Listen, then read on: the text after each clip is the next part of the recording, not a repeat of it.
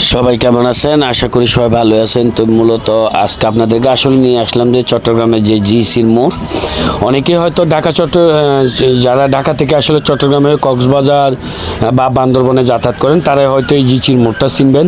এই জিসির মোড়টি আসলে এখানে কিন্তু যে দামপাড়ায় কিন্তু এর পাশে রয়েছে দামপাড়া বাস স্ট্যান্ড, এরপর হচ্ছে যে গরিবুল্লাহ শাহবাজার, জিসি কনভার্সন হল, এরপর হচ্ছে আপনার যেটা মেট্রোপলিটন হাসপাতাল, মেডিকেল সেন্টার, এর পাশে কিন্তু রয়েছে ওমান কলেজ, এমইএস কলেজ। এগুলো মূলত এই জিসির মোড়ের আশেপাশে ঘিরেই কিন্তু মূলত এই জিসির মোড়। তো আমি আপনাদেরকে দেখানোর চেষ্টা করছি, এই যে সাদা বিল্ডিংটা দেখতেছেন এটি কিন্তু হচ্ছে যে রয়্যাল যেটা মেট্রোপলিটন হসপিটাল এটা।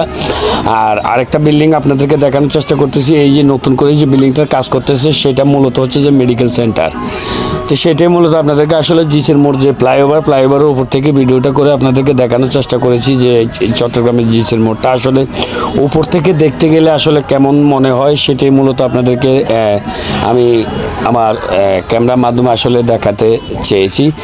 তো মূলত অনেক সুন্দর লাগতেছে আসলে এই যে চট্টগ্রামের যে জিসির মোড় এবং কি এই ফ্লাইওভার থেকে ভিডিওটা করা। হয়তো জিনিসগুলো যদিও ছোট ছোট দেখা যায়, আমি কিন্তু জুম করে বড় করে নেইনি, কারণ বড় করলে হয়তো ক্লিয়ার দেখা যেত। আর এটা হচ্ছে যে মূলত যেটা বদ্দারহাট থেকে লালখান বাজার যেটা আসলে আখতারুজ্জামান ফ্লাইওভার বলে থাকে, এটাই হচ্ছে যে মূলত সে ফ্লাইওভার। এটা দিয়ে আপনি টেকনিক্যাল এবং কি হচ্ছে যে মুরাদপুর এই রাস্তাগুলো আসলে আপনি কিন্তু এই ফ্লাইওভারটা দিয়ে আসলে যাতায়াত করতে পারবেন। আর মূলত 2 নম্বর গেট থেকে বা মুরাদপুর থেকে যদি আপনি এই ফ্লাইওভার দিয়ে উঠেন তাহলে কিন্তু আপনাকে মূলত জিসির মোড় দিয়ে এসে কিন্তু আপনি নামতে পারবেন।